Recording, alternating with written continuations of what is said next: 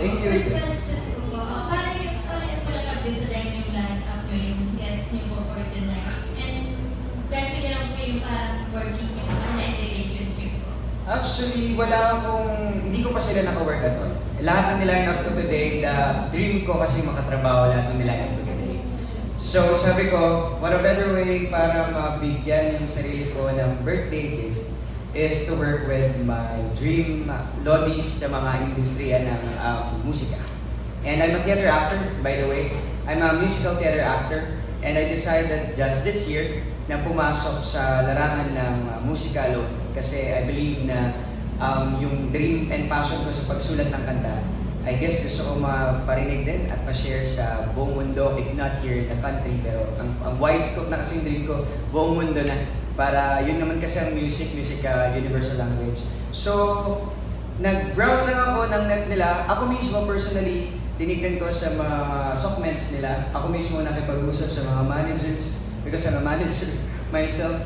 So, kinausap yung mga managers nila. Then, luckily, nakamap ko tong line-up po na to. So, mamaya po mag-enjoy tayong lahat kasi alam kong maraming nag-aabang sa kanila. And it's a private event. Ang dami nagtatanong sa akin na ticket po kung meron daw po ba tong it's open. Sabi ko, no, it's for my friends and family lang. Kasi this is my gift for myself and for the press. Sabi ko naman. So, iyon. And I'm so excited na maka-work. Not work pero parang makita sila at marinig personally. And as I said, this is the first time na makikita ko sila. Marinig ko sila. Last na po from yung birthday wish nyo na. My birthday wish, ano ba ba? Sumikat yung kanta ko. That's my birthday wish. Through the help of my media friends, ay may palagana po at marinig po nilang lahat yung pinaghirapan kong mga musika. And I guess, magugustuhan po nitong lahat kasi pinaghirapan ko po ito talaga. Dugot pawi, sinikot ko ang buong Pilipinas para po makapag-shoot sa music videos. And na malaki rin po ang ginastos ng produksyon together with Attorney Vince and Phil Stagers Foundation, which is my theater company, my film outfit. And eto nga po, nandito na po tayong lahat. Kaya sana po, my birthday wish is for more people na makarinig po at makilala po si J. Ray Rivas. J.A. meron kasi lang sa draw nila kay matanong ko pwede daw tayo. Sure. Ayan, yun ang spot ko siya. So, may more questions from Manila Bulletin Editor, Unity. Ay, sorry. Sige, next. Sorry.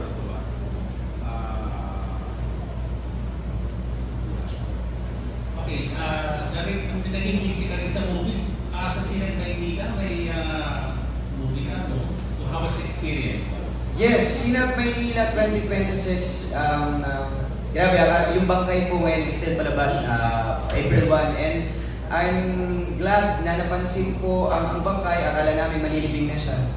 Pero nabuhay po siya sa Sinap Maynila at kasali po kami. And luckily, nung nakaraan, mga awards night, na nominated ako ang Best Supporting Actor sa Sinap Maynila 2026. Kaya po, again, sobra po akong grateful dahil po binigyan ako ng pagkakataon, nabigyan ng pagkakataon yung pelikula po namin. And kung feeling, grabe, lahat po ang daming blessing. Sino pa po ako para magreklamo pa sa naranasan ko? So, you're into singing, tapos acting, saan may makimbang at ano mo? For now, nasa singing ako. Kasi yung acting career po kasi 13 years na po akong theater actor. So, medyo naluto na po ako sa larangan ng teatro sa likod ng Pulang Tabi. Pero ngayon po, susubukan ko naman yung industriya ng musika. Kasi medyo nagtagumpay na po ako sa teatro. At yung pagpipelikula kahit papano, medyo may na marka na rin po akong pangalan doon sa pagpipelikula.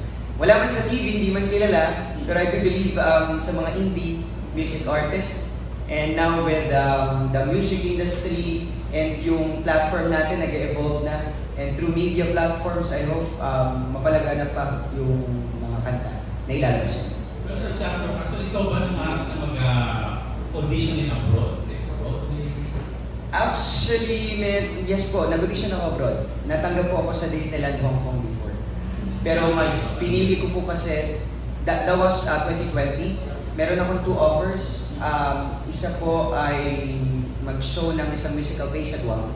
At isa naman po ay mag-show ng as one of the cast sa Aladdin sa Hong Kong Disneyland. But the problem is, mas pinili ko here sa Philippines because si Direk Vince is my manager also, aside from Sir General. Si Sir Vince ang nag-handle ng career ko, and in-offer niya po sa akin to be the manager of Phil Stagers Theater Foundation. And from then on, ako na po isa ko sa collaborator ng PSF. Kaya mas pinili ko pong try muna mag-manage po ng isang group managed ko. Last question, pero sayang yung opportunity, dalawa pa kami yun, and they say na opportunity usually comes. Yes po. Nanginayang ako, pero kung looking back, kung hindi po mangyayari yun, I guess hindi po ako magiging famous for supporting actor, hindi mangyayari yung ka-tips, hindi po mangyayari yung mga to, at wala po ako dito siguro. Kaya wala po akong regret at all. Kaya nandito ako ngayon na thankful and grateful sa mga nangyari na ganap. Congratulations and happy birthday. Thank you po, sir. Thank you, Mabel Kini. Now we move to Philippine star Jenny Tornado. Hi, Mr. Lil. Can you talk about your EP? Ilan yung singles? Tapos paano katagal yung pag-create, pag-compose ng Opo. kanta? Nung bata po ako, lagi po kasi akong nagsusulat sa libro, ay sa notebook lang ng mga tula. Tapos nilalagyan ko ng mga salyo ng musika tono. Pero hindi ko akalain na magaganda pala yung mga tono na gagawa ko. Sabi daw ng mga kaibigan ko. So ngayon, tinry ko lang buklatin ulit yon. Then, na-try ko ulit na sabi ko, siyempre, love. Iba naman po talaga kapag sinabi na natin love, di ba? Kapag love, alam natin yung tema ng mga kanta, makaka-relate ka ba o hindi, depende sa napagdadaan mo. So this particular EP na binuo ko, which is ang title po ng aking album ay Paulit-Ulit. It's a Love Cycle by J.A. Rivas. Kasi I do believe na parang gano'n lang naman, nagmamahal, nasasaktan, then nag-move on. Then babalik ka ulit, nagmamahal ulit, tapos nasasaktan, then mag-move on. So this is Paulit-Ulit. So under nung track na yung tatlo na yun na inipon ko, yung Nagmahal, may kanta po doon, ang title ay Ang Awiting Ito, sa Nagmahal na track. Then yung next po, Nasaktan, sa Nasaktan naman po, ang title naman po noon ay Sabi Mo Sa Akin. And dun po sa pangatlo, nag-move on, yun po yun, umalis ka na sa puso't isip ko. So, in terms of years po ang pag-ano po nito, kasi yung umalis ka na sa puso't isip ko, nagawa ko po siya 2023 pa, nung na-broken hearted po. So, lahat po to based sa experience na naranasan ko sa klase ng pagmamahalan, iba't ibang klase ng So, tatlong singles yan. 3 singles and 1 EP po. Tapos, paano siya i-differentiate dun sa... Kasi I understand nakapag-release ka ng dalawa or tatlo, 2024. Yes po. Nakapag-release na ako before ng 3 songs. Ginagamit po yun ng OST palagi ng mga series na nilalabas ng Phil Stagers. Tapos, or movie, yung Ako Si Ninoy, ginagamit po yun. So, ito po, medyo ballad po kasi talaga ako since I'm medyo musical theater actor. So, tinry ko po this year na magbago ng sound. And kumbaga, testing waters ko po ito na kumbaga, tignan ko muna kung ano po yung marketability ni J.A. Rivas. Parinig ko po sa inyo yung tatlong kanta, kung sino yung bebenta. Bakit? Yung tatlo ko pong kanta, sir, meron siyang eras, kung tawagin. The first song is medyo harana, and it's a set po ng 1986. Then yung second naman po ay set ng 2006, medyo telenovela type, medyo ballad. And yung third po is very Gen Z for 2026. Available na ba siya sa Spotify? Available na po siya sa YouTube, Facebook, and TikTok Music. However, kanina lang po yung music label ko po, medyo na-delay yung pagpasok sa dalawang platforms, sa Spotify and Music. Check ko kanina, hindi ko makita. Yes po, wala pa po siya sa dalawa, pero I believe this week po lalabas siya. Mauuna lang po kasi nag-report po sila sa akin because ang label ko po is Fuga. Galing po sila ng, it's a western app na yun po ay naglalabas ng mga songs worldwide. Ang sabi po sa akin, hindi may waiting po, naka-queue pa. So waiting din po ako na lumabas pa po siya. So hopefully this week po, So, yun lang last na talagang yung for this year, yung focus is music anyway. music. Music. Yes po. Congratulations. Salamat po sir. Thank you, Jenny.